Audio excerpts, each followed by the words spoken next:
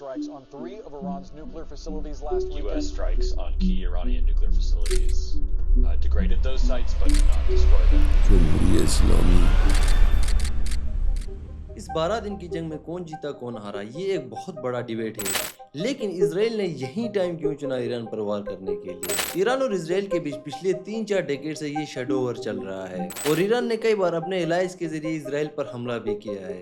लेकिन इस बार सिचुएशन बहुत अलग है, क्योंकि जब ईरान अमेरिका के साथ न्यूक्लियर डील करने में बिजी था, वहीं इसराइल सरप्राइजिंगली ईरान पर अटैक करता है और स्ट्रेटेजिकली इनके टॉप जर्नल्स और न्यूक्लियर साइंटिस्ट को टारगेट करता है, जो ईरान के लिए आज तक का सबसे बड़ा सिक्योरिटी फेलियर है। ईरान पर अटैक करने के लिए इसराइल ने यही टाइम क्यों चुना, इसमें बहुत सारे फैक्टर्स है, लेकिन हम उनमें से 3 इंपॉर्टेंट फैक्टर्स के बारे में बात करेंगे, जिसके लिए हमें थोड़ा पीछे जाके देखना पड़ेगा। ईरान और इसराइल की राइवलरी बहुत पुरानी है।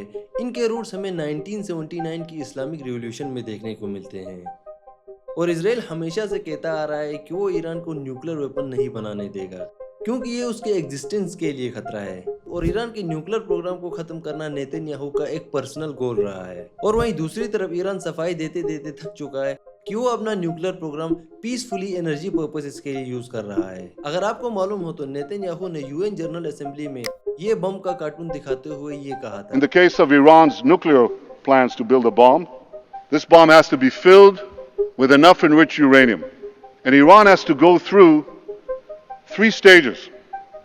The first stage, they have to enrich enough low enriched uranium. The second stage, they have to enrich enough medium enriched uranium.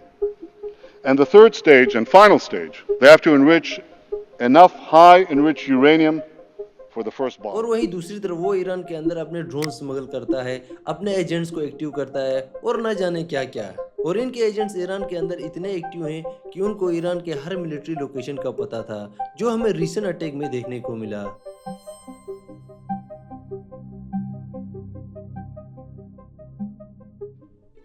चलिए अब हम उन 3 पॉसिबल फैक्टर्स के जरिए समझेंगे कि इसराइल ने यही टाइम क्यों चुना ईरान पर वार करने के लिए।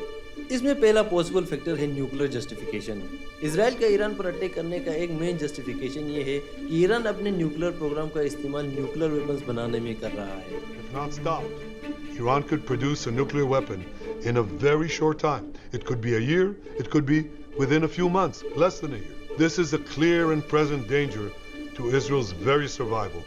That is why we have no choice but to act, and act now. जिसे ईरान हमेशा से डिनाई करता हुआ आ रहा है और सुप्रीम लीडर ने ये तक कहा है कि इस्लाम में न्यूक्लियर वेपन बनाना गलत है और इसका इस्तेमाल करना भी गलत है। लेकिन ये बात थोड़ी सी स्ट्रेंज है कि दुनिया के 2 मोस्ट डेंजरस और वायलेंट न्यूक्लियर आर्म्ड नेशंस एक दूसरी कंट्री को ये कह रहे हैं कि वो न्यूक्लियर वेपन ना बनाए। अमेरिका दुनिया की एक लौती कंट्री है जिसने न्यूक्लियर वेपन्स बनाए और जापान की हिरोशिमा और नागासाकी जैसी सिटीज पर इसका इस्तेमाल भी किया, जिसमें तकरीबन 2.5 लाख लोग मर गए थे। और वहीं दूसरी तरफ इसराइल ने कभी IAEA को ये अलाउ नहीं किया है कि वो उनकी न्यूक्लियर फैसिलिटीज को देखें। लेकिन ये एक ओपन सीक्रेट है कि इसराइल के पास लगभग 90 से ज्यादा न्यूक्लियर वॉरहेड्स हैं। इसराइल इस हमले की तैयारी सालों से कर रहा था, लेकिन अक्टूबर 7 के बाद से इसमें और ज्यादा तेजी देखने को मिली और इसराइल ने अभी तक इसमें बिलियंस ऑफ डॉलर्स खर्च किए हैं, जिनमें उनका अमेरिका पूरी तरीके से साथ दे रहा है। और इसी दौरान अमेरिका और ईरान के बीच न्यूक्लियर डील चल रही थी, जिसका दूसरा राउंड स्ट्राइक के जस्ट 2 दिन बाद होने वाला था। तो इसराइल ने इस डील को आगे बढ़ने क्यों नहीं दिया?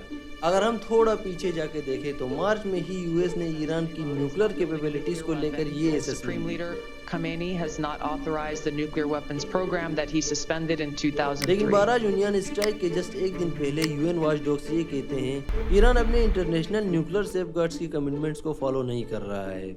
और एक दूसरी रिपोर्ट जो मई के एंड में आई थी, उसमें कहा जाता है कि ईरान अपने यूरेनियम प्रोडक्शन और स्टॉक दोनों सिग्निफिकेंटली बढ़ा रहा है। लेकिन IAEA एक सेपरेट रिपोर्ट में ये भी कहता है कि उनको कोई प्रूफ नहीं मिला है कि ईरान अपने न्यूक्लियर वेपन्स बना रहा है। यहाँ IAEA ये साफ साफ नहीं बता पा रहा है कि ईरान अपना यूरेनियम 235 इनरिच कर रहा है या नहीं कर रहा है। लेकिन अब सिचुएशन काफ़ी चेंज हो गई है। अमेरिका और इसराइल के अटैक के बाद अब शायद ईरान इस बारे में सोचे, क्योंकि इससे पहले भी जब 2021 में नातांज पर हमला हुआ था, जिसके तुरंत बाद ही ईरान ने ये डिसाइड किया था कि वो अब अपना यूरेनियम इनरिचमेंट 30% से बढ़ाकर 60% तक कर देंगे। मे भी इस वार के बाद ये नंबर 90% तक पहुंच सकते हैं, जिससे ईरान अपना न्यूक्लियर वेपन बना सके। और इसराइल का ईरान पर स्ट्राइक करने का दूसरा पॉसिबल फैक्टर ये था कि अब ईरान के एलाइज बहुत कमज़ोर हो चुके हैं, क्योंकि ईरान के रीजनल एलाइज उनके डिफेंस स्ट्रेटेजी का एक की एलिमेंट थे जो अभी बहुत कमज़ोर हो चुके थे, स्पेशली हिजबुल्लाह जो इसराइल के सबसे करीब और इसराइल के लिए सबसे बड़ा खतरा था। हिजबुल्लाह एक पॉलिटिकल और मिलिट्री ग्रुप है जिसे ईरान पहले से ही खुलकर सपोर्ट करता हुआ आ रहा है और अक्टूबर 7 के बाद से ही इसराइल हिजबुल्लाह को एलिमिनेट करने की कोशिश कर रहा था और उनके टॉप लीडर्स को मारकर कुछ हद तक वो इसमें कामयाब भी हुआ है। और बाकी एलाइज जैसे हमास और हुतीस भी जंग की वजह से बहुत कमज़ोर हो चुकी थी और सीरिया में बशर और असद की हुकूमत का गिरना भी एक बहुत बड़ा फैक्टर था। और इसमें तीसरा मेन और इम्पोर्टेंट फैक्टर थे प्रेसिडेंट ट्रम्प। जैसे कि हम आपको पहले भी बता चुके हैं कि इसराइल इसकी तैयारी सालों से करता आ रहा था, लेकिन इसके लिए वो पूरी तरीके से अमेरिका पे डिपेंड था, चाहे वो पॉलिटिकल सपोर्ट हो या इकोनॉमिकल सपोर्ट हो।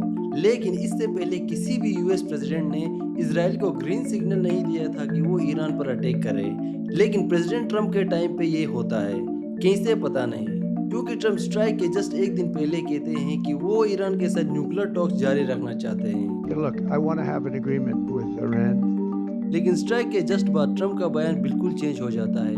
I gave Iran 60 days and they said no, and the 61st you saw what happened. और अटैक के जस्ट 5 दिन बाद सुप्रीम लीडर के बारे में ये ट्वीट करते हैं कि वो उनके लिए एक इजी टारगेट है और अनकंडीशनल सरेंडर करने की डिमांड करते हैं, जिसे सुप्रीम लीडर पूरी तरीके से रिजेक्ट कर देता है। ملت ایران در مقابل جنگ تحمیلی محکم می‌ایسته، همچنانی که تا حالا ایستاده. در مقابل صلح تحمیلی محکم می‌ایسته. ملت ایران در مقابل تحمیل تسلیم هیچ کس نمیشه. लेकिन इस टाइम तक अमेरिका वार में पूरी तरीके से शामिल नहीं हुआ था। वहीं दूसरी तरफ नेतन्याहू अपना पूरा जोर लगा रहा था कि अमेरिका इस वार में उनके साथ शामिल हो, क्योंकि अमेरिका के पास ही B-2 जैसे बम्बर्स थे जो ईरान की न्यूक्लियर फैसिलिटीज को डिस्ट्रॉय कर सकती थी। और नेतन्याहू इसमें कामयाब हो जाता है और 22 जून को अमेरिका ईरान की 3 इंपॉर्टेंट न्यूक्लियर फैसिलिटीज पर स्ट्राइक करती है, जिसको वो ऑपरेशन मिडनाइट हैमर का नाम देते हैं। हमले के जस्ट बाद ही ट्रम्प कहते हैं कि ये मिलिट्री एक्शन अमेरिका के लिए एक सिग्निफिकेंट सक्सेस रहा है, लेकिन जस्ट 24 घंटे बाद ही उनकी खुद की मीडिया इस क्लेम को डिनाई करती है। लेकिन ट्रम्प एडमिनिस्ट्रेशन तब बौखला जाती है जब 25 जून को CNN की ये रिपोर्ट आती है, जिसमें कहा जाता है कि यूएस ने जिन 3 ईरानियन न्यूक्लियर फैसिलिटीज पर स्ट्राइक किया था वो पूरी तरीके से डिस्ट्रॉय नहीं हुई है। इन सब चीज़ों को देखकर ये नहीं लगता है कि अमेरिका और इजराइल सिर्फ ईरान की न्यूक्लियर फैसिलिटीज को डिस्ट्रॉय करना चाहते थे। इनका मेन मकसद था इस्लामिक रिजीम को चेंज करना, जिसमें वो कामयाब नहीं हुए, क्योंकि इजराइल के डिफेंस मिनिस्टर का ये कहना था कि ईरान के सुप्रीम लीडर को एलिमिनेट करना उनके कैंपेन का पार्ट था।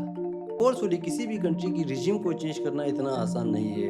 अमेरिका और इजराइल इससे पहले बहुत सारी कंट्री जैसे अफगानिस्तान, वियतनाम, लेबनान और गाजा में रिजीम चेंज करने की कोशिश की है, लेकिन वो इसमें कामयाब नहीं हुए।